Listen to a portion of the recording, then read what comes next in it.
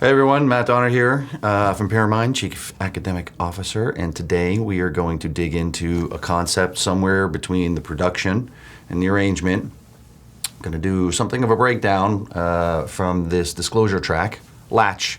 Pretty popular, only 252 million plays on Spotify. Clearly people are liking this song. There's a number of reasons why this song works and works really well. Obviously the production is super, super tight. Sam's vocals are immaculate and he has a ridiculous falsetto. But there's a couple other things that are going on here underneath that I hear across a lot of music in various electronic forms. And it boils down to a couple of concepts all at once we're going to dig into today. One of the concepts is that complexity equals simplicity. I'll explain what that means in a minute. It might not make sense yet. Complexity is or yields or gets you simplicity. The second is that vocals in major always work. And the third is something called relative modality. These all sound very complicated. They're actually not. One concept, maybe a little bit in the concept of modality. If you're a theory person, this will be very clear to you. If you're not a theory person, this is a great opportunity to say to yourself, maybe I should take some theory lessons. It's a good idea. That's really the foundation of what's going on in this track. And I'm going to break it down as simply as possible and then slowly build it up to the complexity that the chords have in the song, and then use that as a foundation to explain the modality, the relative modality, and then what's going on in the vocals at the same time. At the same time, we really kind of need to zoom out and back up and look at this from the arrangement perspective first. One of the most common comments I get from students who are just starting out is not so much about the piano. The piano is complex and theory is complex, and at least can be, but it's learnable. It's just A, then B, then C, then D, and there's a relationship, and over time you get that, and it becomes very natural. The hardest thing for people really is arranging. A lot of people think they need the mix, but really the mix should be a function of the arrangement. A lot of people think they need the sound design, and you definitely need the sound design. A lot of people think they need the theory, and then they get those three first, and then they say, why don't my songs work? I got the sound design, I got the theory, I got the production, I got the mixing, everything sounds great, but for some reason my songs aren't carrying over the length of the time. And that's usually an indication that you have something of an arrangement challenge. This particular song teaches us something, and besides being an excellent song, it teaches us that complexity gets you simplicity. That speaks to the arrangement. This is basically one song structure repeated for 4 minutes and 15 seconds. And I'm sure various remixes go longer, but it's basically one 4-chord concept that when I play it simply won't sound very exciting, but when I play it in its most complex form is pretty interesting and pretty compelling. And it's so compelling that Disclosure can copy it and paste it and repeat it throughout the song and just work the arrangement around this very complex structure, making the arrangement simple. I build it, I copy it, I paste it, I work it, I'm done. Okay, that's the idea. Complexity gets you simplicity. Make some comments in the video if you guys like this concept and want to hear a couple of other songs that do this complex/simple approach. Be happy to dig into them. Two that come to mind are Sleepless Without You by Kazette and Zed's Spectrum. Two songs that also do a similar thing where there's a complex structure underneath, copied and pasted throughout the whole song. Song works because there's enough there. So let's dig in. For those of you who don't know the song, go look it up. There are only 252 million of you have played this song, so surely you're among them. And the basic structure is sort of A, B, C, D. It does an intro, it does a verse, it does a breakdown, it does a drop, and then it repeats. And here in Logic, I have that looking a bit like this. This is kind of the 4 sections. You've got the intro, and then you've got the verse, takes you out to here, and then you've got this build-up, which has kind of 2 parts to it, and then you've got the drop, which I'm calling super falsetto, because Sam's falsetto is super. That's the song, and then they basically copy this, paste it, fade up, fade down, and And that's your arrangement. Very simple. It's an A, B, C, D arrangement, repeated. And it works because the chord structure is really complex. So that's complexity gets you simplicity. Now, let's dig into the chords, shall we? I've built up something of a little mock-up here just so that you can hear the chords isolated. I don't have access to the tracks, so I did some internet scouring, found a couple of versions of this song.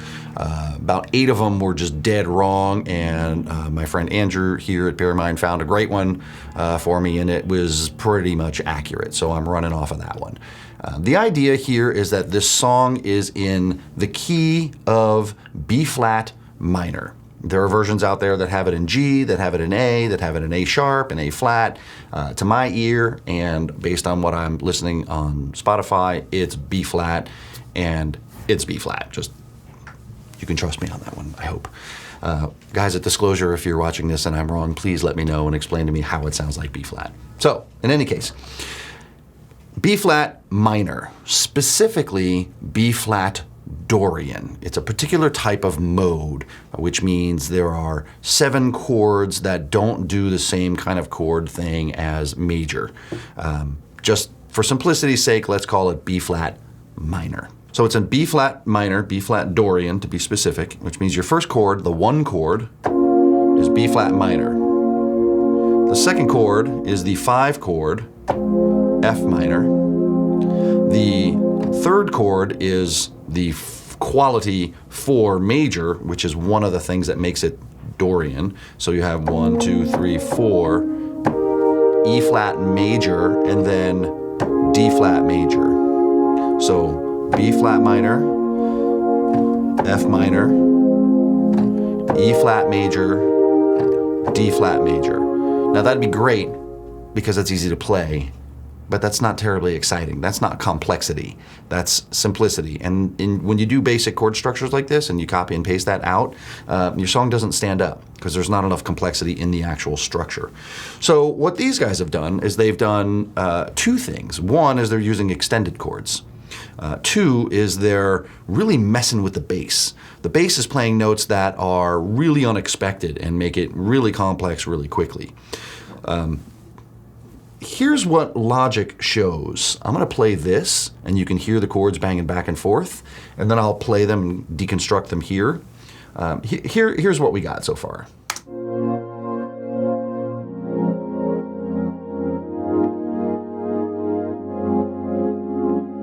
Now that's way more complicated than just this, this, this, and this. It took a while to kind of wrap my head around it. One of the first things that's happening is extended chords. An extended chord is when you take a triad, which are 3 notes, usually the 1, the 3, and the 5 of a scale. That's in this case B flat minor. And you make it a 7th, so you add another 3rd. In this case, you're going to get A flat. But they add yet another extended note, which is known as the 9th. So you get a 1, flat 3, 5, flat 7, and 9.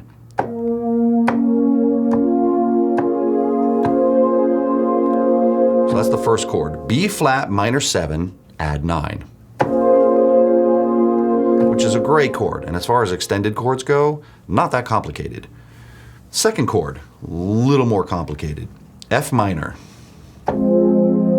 F minor 7. But they go one step further and they add a flat 6 or flat 13, depending on how you want to talk about it.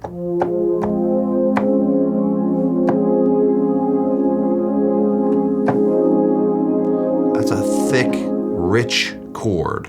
So you had B flat minor 7, add 9, to F minor 7, F minor 7, 3rd repeated with a flat 13. That's sure enough, Logic saying the same thing, which is always nice. Then you have E flat major, but E flat major 7, which is normally, we have this high D. They take the high D and invert it, put it down low.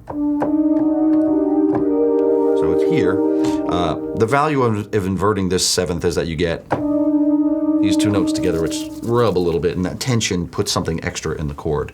So we have E flat major 7, but this is where they get freaky, and they take the bass, which would normally be E flat, and instead they're playing the major 3rd in the bass down here. And they're probably duplicating it.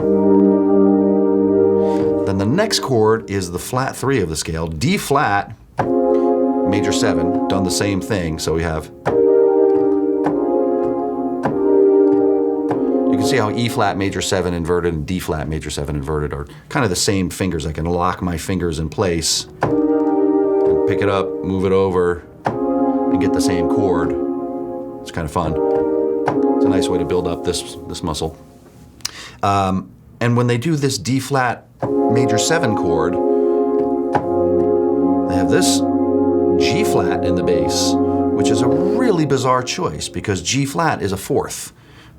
In this case, the chord would be 1, 3, 5, 1, 2, 3, 4.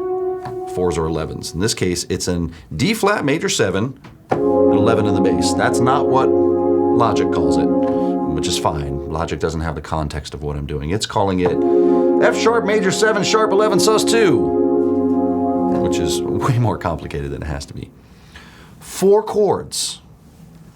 Simply a 1, a 5, a 4 major, a flat 3 major. That makes it Dorian. And then again, they add these layers of complexity to the chords until you get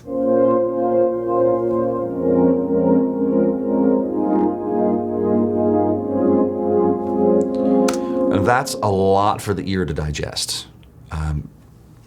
To be fair, this is not basic theory. This is somewhat middle advanced theory. If all of what I just said to you was like, don't worry about it. If you're kind of a piano player person, or you've gone through some of the theory courses, maybe even some of ours, you probably understand what extended chords are. You probably understand what 9ths, 11ths, 13ths, sharp 11s, and those sorts of things. Again, the trick here is on the second 2 chords, how they're messing with the bass, putting the bass notes in really strange places. So that's complexity. That's modal extended chords creating a complex 4-chord structure. The song does that throughout, or at least that's the foundation of the song throughout. So we have complexity gets you simplicity. I've described the complexity, modality, but the trick here is that the vocals are in relative modality, which means if I'm in the key of B flat Dorian, the relative major here is A flat major. Those notes are shared between B flat Dorian, which I can play in the left hand here, and then on the right hand,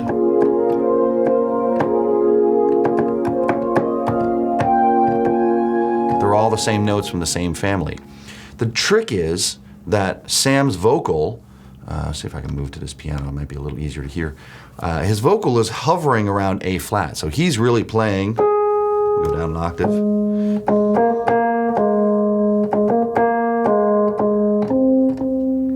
Right? That's his melody. And it should sound major. You'll know it because it sounds a little bit like, you know, row, row, row your boat.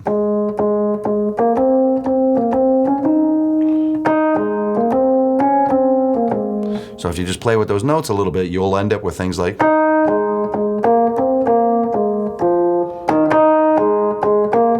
which should sound familiar. Or, right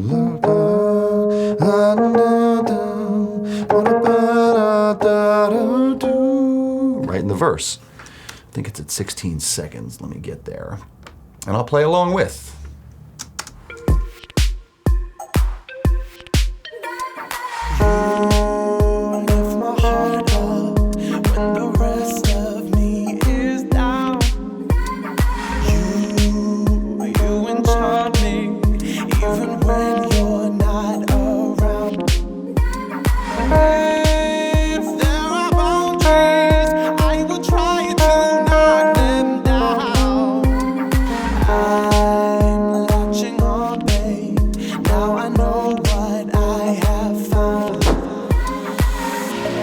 You have to do a slide or else it's not cool.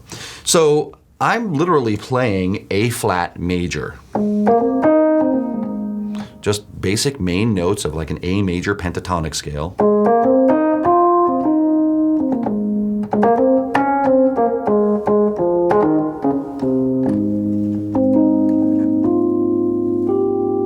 So you can have a lot of fun with the scale. The trick is, again, he's in A flat major, the song is in B flat minor, and that's the relationship. I hear more and more vocal-driven, I guess you call it pop, but electronic music, vocal-driven electronic music, melodic vocal-driven electronic music, where the vocals are in a major and the chords are in some relative minor. In this case, Dorian, whole step lower, major. And that Dorian major relationship is found in Seven Lions Strangers. Does the same thing. It's E flat major and F sharp Dorian. If you want, let me know. I'll dissect that song too. It's good. It's a great one. A lot of fun. But it's the same thing where you have a complex structure copied and pasted throughout pretty much the whole song. That there is how Disclosure works. How Latch from Disclosure works. Complex chord structures. Only 4 chords, but complex. Copied and pasted, repeated throughout the song. The complexity carries the song. Vocals in relative major, relative modality. Complexity gets you simplicity. That's how it works. I'm Matt. We're from Pyramind. Hope you enjoyed it. If you're lost, have questions, comments, by all means, send me an email, just matt@pyramind.com. Happy to answer questions. People send me tracks from all over the world, ask me, how does this track work? Why does it do this? Why does it do that? Send them in, unless it's just out of control. When you get into the sort of the animals as leaders territory, it takes a while to figure that stuff out. But in this territory, send them over, have some fun. But enjoy this track if you're not one of the 252 million people that have played this song. Signing off, hope you enjoyed. Take care. If you're a music producer, subscribe to our channel and stay up to date on the latest Pyramind tutorial videos, track breakdowns, elite sessions, and more. Visit us at pyramind.com.